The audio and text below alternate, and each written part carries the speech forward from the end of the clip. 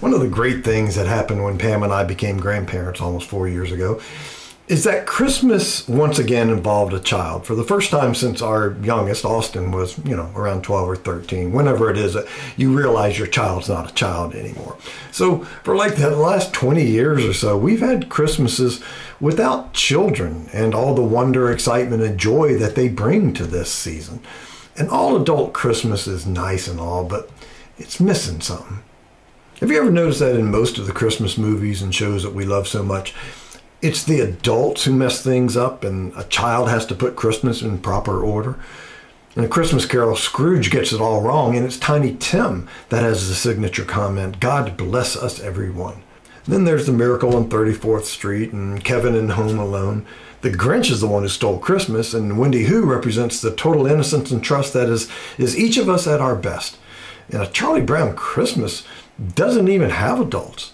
All the adults in these shows are stressed out, cynical, pessimistic, really negative, while the kids are wide-eyed with anticipation and joy and expectant hope. And that's why I love kids, especially at Christmas. In fact, I want to grow up to be one. A child. That's what I want to do. Adulting is hard, and it produces stress and cynicism and frustration, and I'm kind of tired being an adult. I want to be a kid again. And Jesus loved kids, and kids love Jesus. In fact, one day when Jesus was teaching, a whole bunch of kids came up and they just wanted to climb all over him. Well, the adults started to climb all over them because they were saying, look, he's an important man, he's very busy, leave him alone and stuff. And Jesus said to him, you guys don't get it. I'll tell you the truth. Unless you change and become like these little children, you'll never get into the kingdom of heaven. You'll never enter the kingdom of heaven. I want to grow up to be a child. I do. I mean, I'm not talking about being childish, just childlike. Childlike in my trust, childlike in my dependence upon God, childlike in my hope, childlike in my thankfulness, childlike in my love, my wonder, my worship, my joy. And there are several reasons why I want to do that as I watch kids during Christmas. For one thing, children live in the now. Have you ever noticed that kids have just mastered the art of living right now?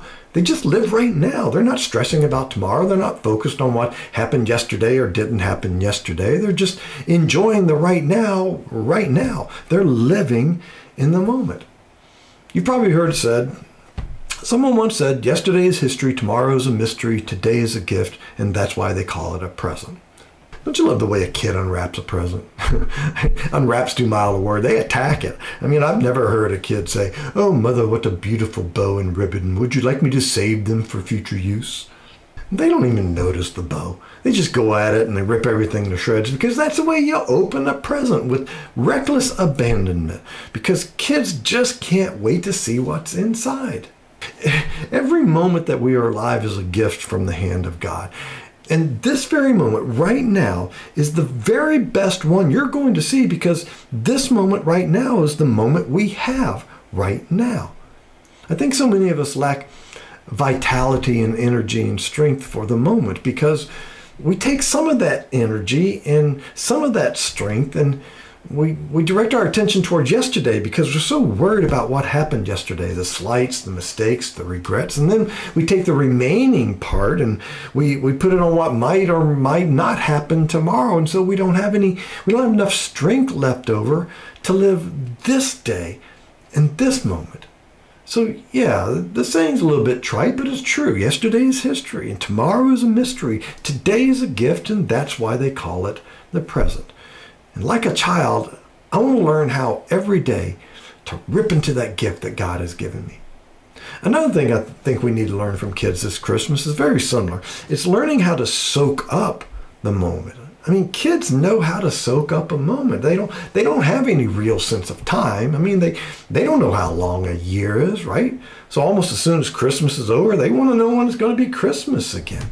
And no matter how many times you tell them that the trip to Grandma's is going to take, 6 hours of driving, still every 30 minutes, what are they going to ask? Are we there yet? But because kids have no real sense of time, they're able to immerse themselves in the moment, to squeeze every ounce out of the moment that the moment has to offer. Adults don't do that much. We're way too busy. My favorite TV show of all time is The West Wing. As far as I'm concerned, best show ever. I've watched all 7 seasons multiple times. I invented binge watching. Well, President Jed Bartlett, played by Martin Sheen, has a phrase that he uses all the time. When he's done with one thing, he doesn't want to waste any more time on it, and he's ready to move on, and he says, "What's next?" And that's what busy people do. Deal with something, check it off, and move on to what's next. We've so scheduled our lives that we don't have time to linger in the moment for a while because we've got to move on to what's next.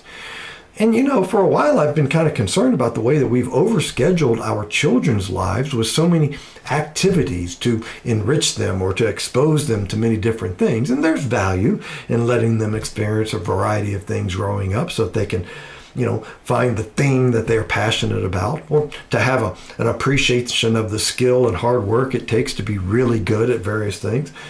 But the danger is that we're teaching them at an early age to constantly ask, what's next? I heard writer and speaker Tony Campolo one time tell of a survey that was done among people 80 years and older, in which they were asked, if you had to do it over again, what would you do different? And among the many answers, there were a few that consistently showed up, one of which was that they would reflect more. They would linger in the moment, find significance in even the least little event, and treasure the big, important events. Both of my kids were baptized over on Dill Avenue, where we had a regular baptismal behind the pulpit and a choir loft that you could only access it by going out of the sanctuary and going up the stairs. So I'd put on waders and a robe and walk down into the pool of water. And when it was over, I had to quickly strip off the wet robe and dry off my arms and stuff and get out of the waders while trying not to step in a puddle of water while only in my socks. I hate wearing wet socks. And then tie my shoes and run downstairs and into the sanctuary before the end of the next hymn so that I didn't disrupt the service and I could be ready to deliver the message. It was a hectic process. And because of that, you know what? I really don't remember their baptisms.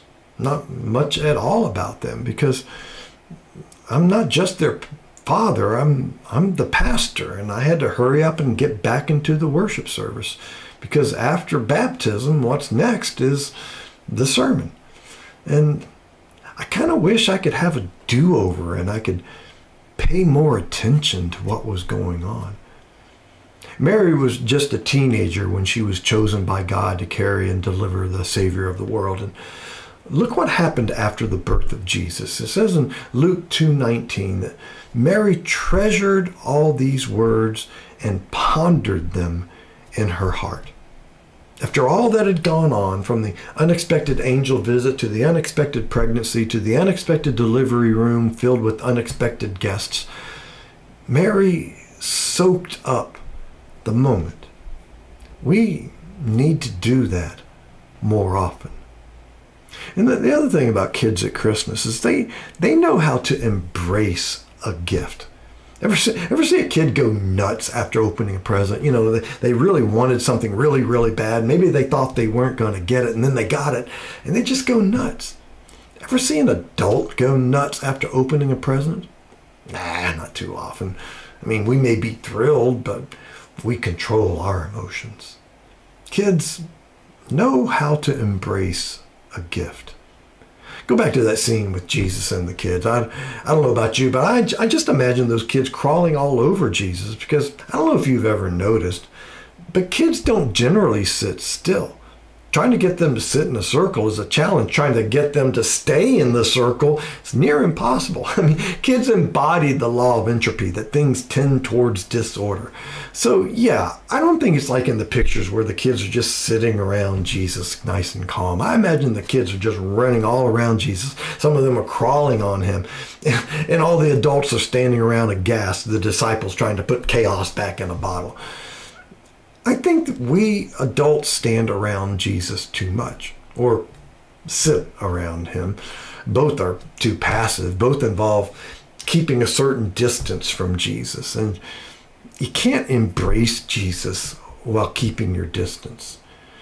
There's a difference between adhering to Christianity and embracing Jesus. And I know that sounds weird because by definition, if you've received Christ, then you're a Christian, you're a part of Christianity. And so adhering to Christianity and embracing Jesus are just two ways of saying the same thing, right? But hear me out.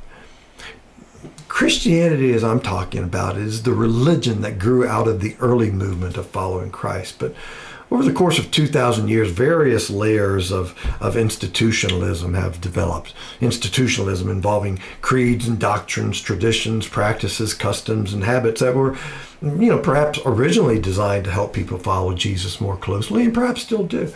But all too often, they're at best distractions from following Jesus, and at worst, they allow Christians to maintain a guise of embracing Jesus, while in practice doing very little of what he said and taught. Sometimes doing the exact opposite of what he said and thought. Embracing Jesus is the most exciting thing you will ever do, but it's also the scariest thing you will ever do. Never forget that while the story of the incarnation begins with a baby in a manger and ends with a glorious resurrection, in between it also involves a flight to Egypt and a cross on Calvary. A cross he had to bear alone because his disciples, who had committed their lives to him, couldn't and wouldn't follow him to Golgotha. Embracing Jesus means embracing all of him. His demand to forgive even the unforgivable, to love the unlovable, to give up your life in order to save it, and to carry your cross for the sake of the gospel. Jesus is the gift of God to humanity. And this Christmas, he invites you to not only receive the gift, but embrace the gift giver. Lord, may we somehow recapture the wonder of Christmas. May we aspire after a fresh birth of the Spirit in our heart, that as he has already formed in us the hope of glory, that we may be renewed in the spirit of our minds, that we may go to the Bethlehem of our spiritual nativity and do our first works, enjoy our first loves, and feast with Jesus as we did in the days when we first received him in childlike faith. Amen.